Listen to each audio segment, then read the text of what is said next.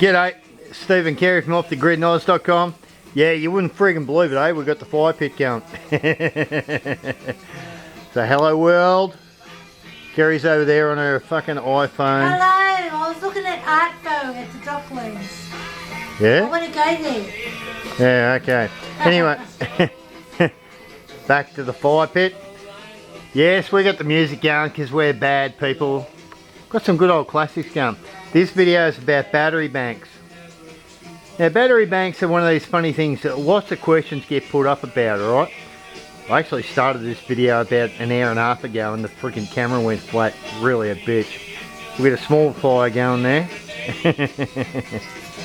Battery banks 101 we'll call this. I see too many posts about people going, I've got 2 solar panels, 200 watt panels into a couple of golf cart batteries, and they want to know why their fridge won't run or why things go out. 101, I'm going to give you some basics, alright? These are real basics. You might want to take a pen up, or you might want to tell me to piss off. That's probably up to you. But if you want 101, 101 is an average panel. Don't care whether it's a 100 watter or a 300 watter. They all pretty much put about 5 amps out, right? 5 amp hours out.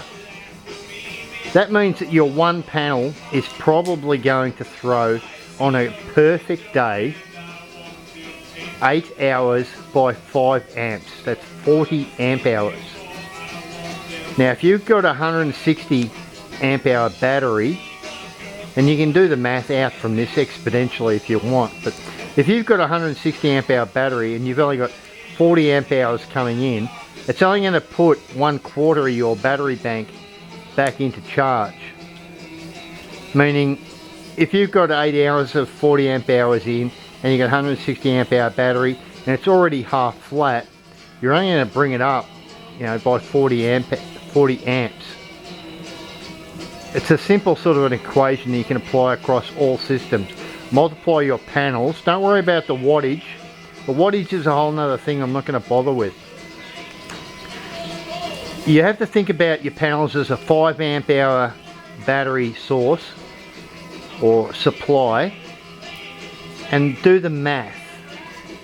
Meaning if you've got 5 panels up there, you've got about 25 amps per hour coming in on a perfect day.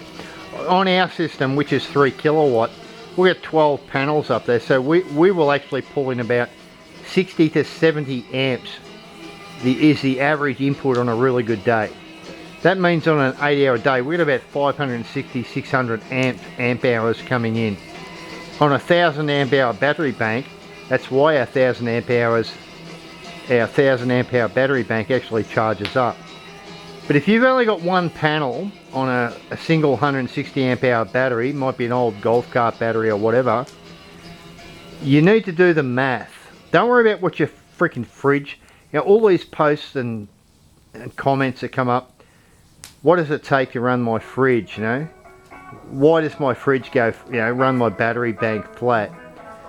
There's another part of this math. Now that you put your pencil down after you've figured out that 5 amps per hour from every panel gives you a total input in amps to your batteries, and that is directly in relationship to your battery's amp hour capacity, you need to think of one other thing, and that is that your voltage on your system.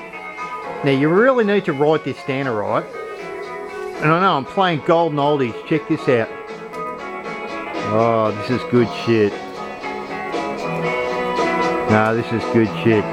Not enough people look at videos to remind us. Anzac Day. Oh no, I digress. Get over it. Not enough people remember the lest we forget. And they don't go past the people. Lest we forget is this sort of stuff. We really shouldn't forget the mistakes. The mistakes, yes, Vietnam, that's a whole nother story. Anyway, the fire's going good. As far as these battery banks go, another equation you might want to put a pencil to. If you've got a 12 volt system and a 200 amp hour battery, you multiply the 12 volts by your 200 amps in your battery.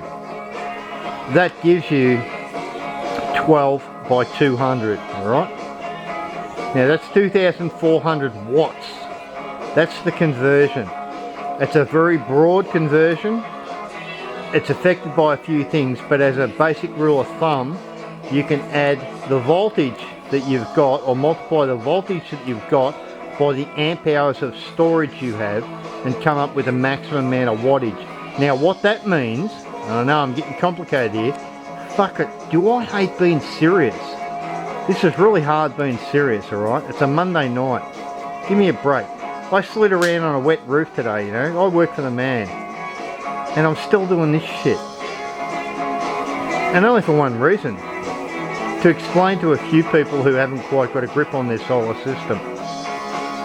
When you multiply the voltage on your system, you might have 12 volt, you might have 24 volt, multiply it by the amp hours in your battery, and you come up with a broad explanation as to the wattage that your battery bank can cope with.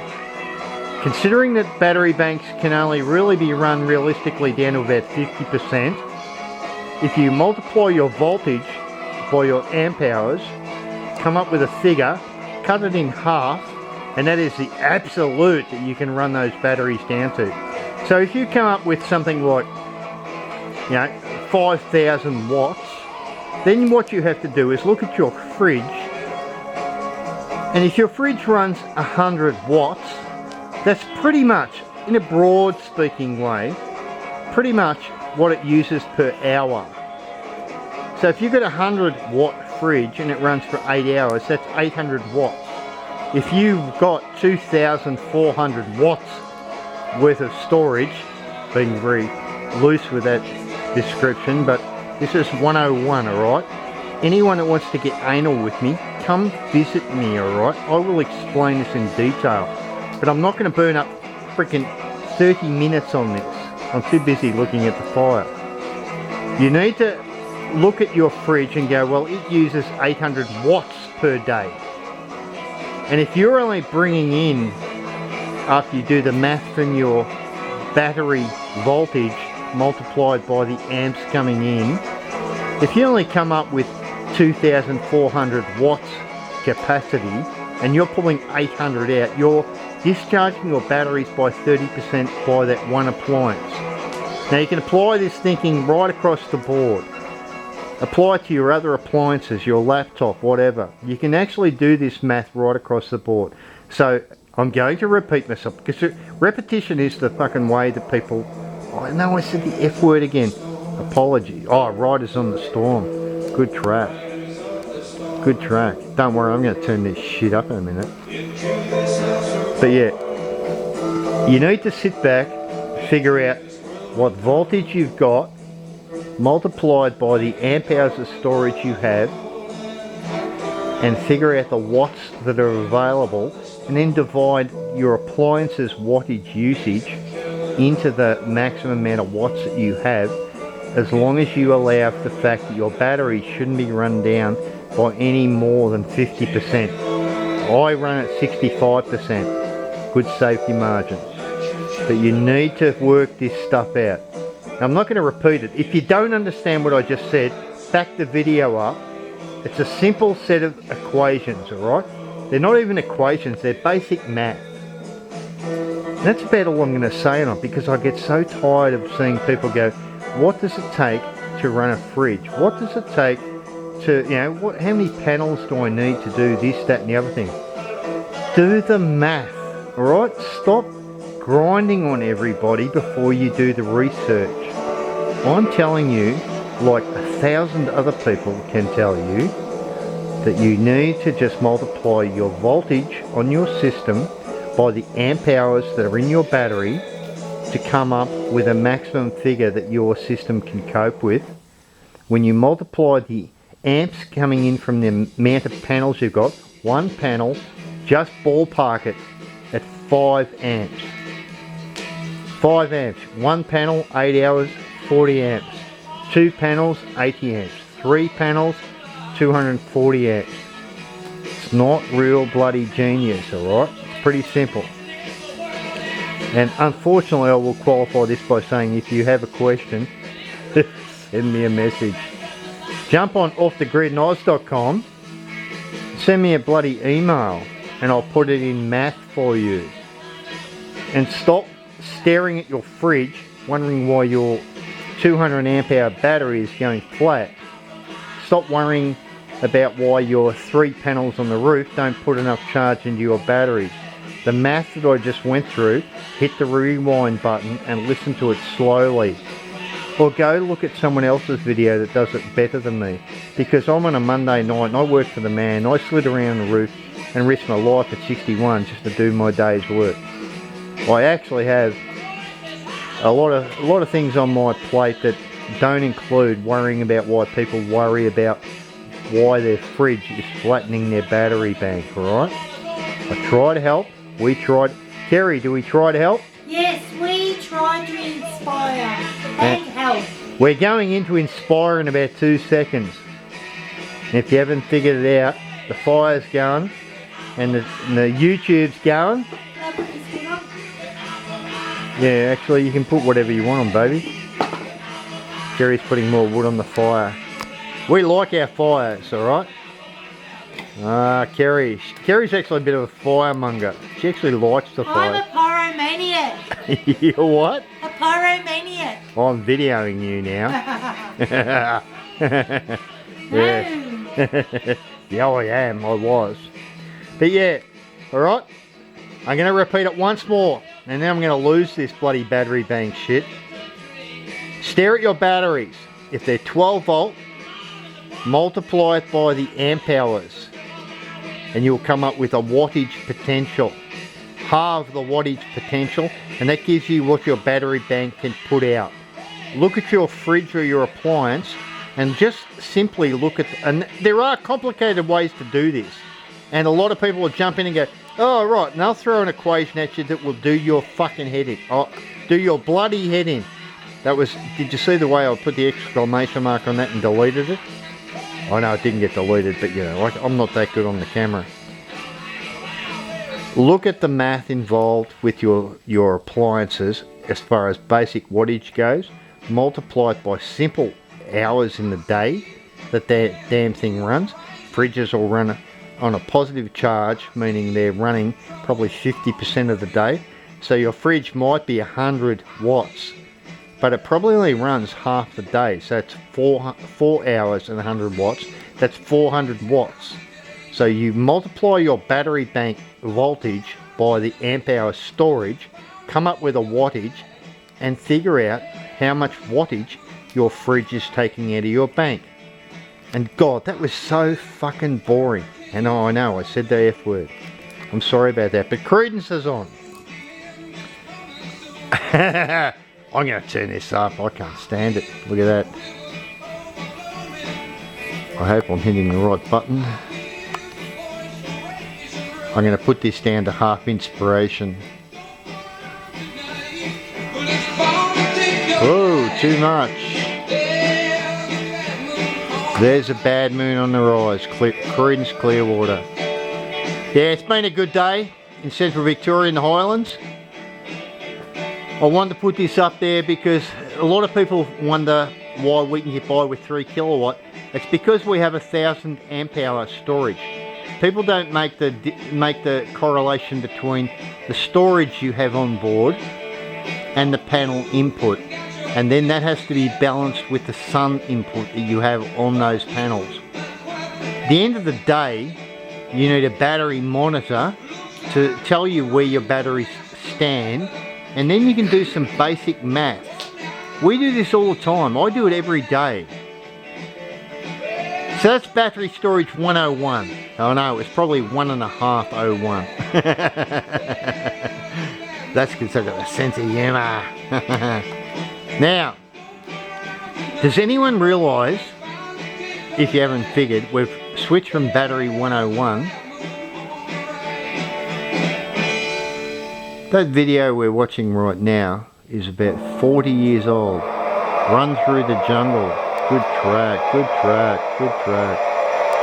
Has anyone figured out, if you're young, and you don't go back this far, you probably haven't figured it out. But why hasn't the system improved? Why hasn't our life improved since these days, the days of credence, the days of the Vietnam War, since Iraq, since 101, oh 9/11, sorry, I got 101 on the mind. Since 9/11, why hasn't life improved? Why are people still pushed out of the real estate market? Why are the rules and regulations so tough? Why is it impossible for the young to get into this system? You know why? Because since these poor buggers there were videoed doing this, nothing has improved. Kerri actually put a post up on Off the Grid Living Australia about chemtrails. And people go, oh, chemtrails have got nothing to do with this. Well, guess what? The same people that thrust the gear into the atmosphere, and alright, I'll refrain from using the word chemtrail. The people that thrust... Geoengineering. Geoengineering. Yes, I'm sure Kerri could buy into this, but this is my video. But yes, geoengineering thrust a lot of stuff into the atmosphere that unfortunately on Off the Grid Living Australia was classed as not relevant to off-grid. Now if you're off-grid and you're worrying about your battery amp hour capacity, your battery wattage capacity in relation to the amp hours that your panels put in, I've got news for you. You're probably catching rainwater. That fucking rainwater is directly affected by what falls out of the atmosphere. Now you might call it geoengineering, you might call it chemtrail. It doesn't really matter what you call it. Even if you call it fuel additives from jet plane exhausts, I don't give a freak what you call it. It is very relevant to Off the Grid because we drink water that we catch from the sky, and these people are doing things from the sky that are as disgusting as the stuff that I'm videoing now on these old golden oldie tracks. Do you think the world has improved? Do somehow these 30-year-olds think that this stuff that I'm videoing didn't happen? Or was it some sort of freaking dream they had? Do you think 9/11 was a dream? Do you think the Iraq War was a dream?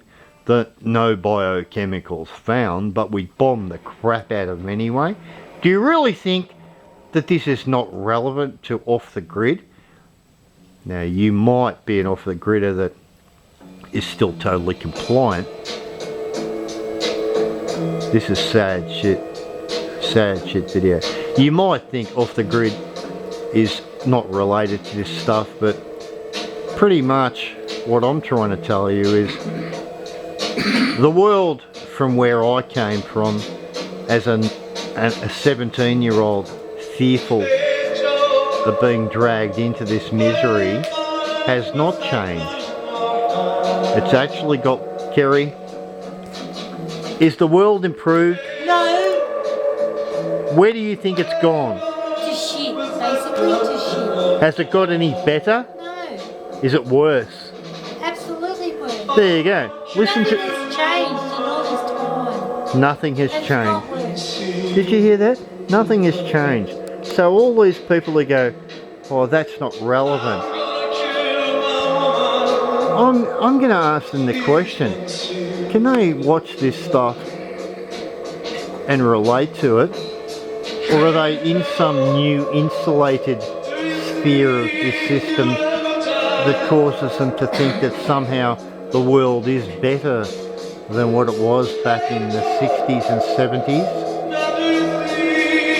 You know, it's very relevant to Off the Grid. I don't know many, I know a lot of off-gridders, and I don't know many that haven't got quite a big chunk of alternative thinking.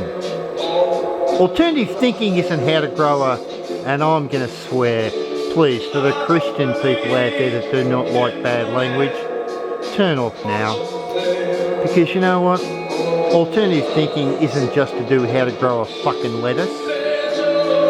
It's not how many fucking watts your panel's got. It's a thinking.